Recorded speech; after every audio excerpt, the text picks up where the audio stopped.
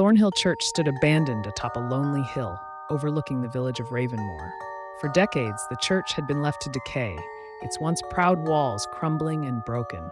The villagers spoke of it only in whispers, calling it cursed. Strange lights flickered in the windows at night, and eerie whispers floated down to the village on the wind. Once, the church had been a place of worship, until Father Gregory came. Gregory arrived during a harsh winter, the spring, promising salvation to a village beset by sickness and failing crops. The church, long neglected, was restored under his guidance, and the villagers began to fill the pews once more, eager to hear his sermons. But as the weeks passed, Gregory's sermons grew darker. He spoke of demons and a coming storm, warning the villagers that only the faithful would survive. Then the disappearances began. Eliza Harper, a devoted churchgoer, vanished one night. No trace of her was ever found. Days later, Tom Atwood, a farmer, disappeared from his fields. Panic spread through the village as more people vanished, children, couples, and lone travelers alike. Father Gregory insisted that these were the work of the devil, but suspicion began to fall on him. The villagers whispered that he had brought the curse with him. One night, a group of villagers led by William Dawes, the blacksmith, climbed Thornhill to confront the priest. The church was eerily silent as they pushed open the heavy wooden doors and stepped inside.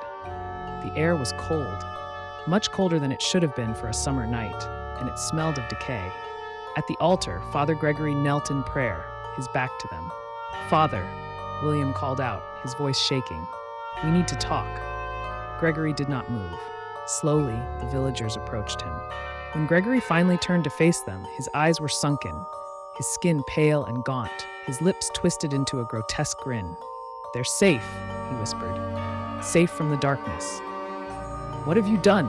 William demanded. "They're with God," Gregory rasped. "I've saved them."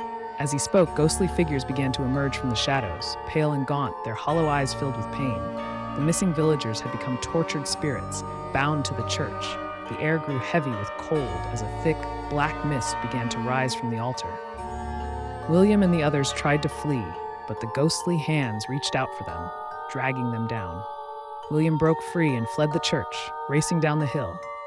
He didn't stop running until he reached the village. When he finally looked back, Thornhill Church still stood, its windows glowing faintly in the night.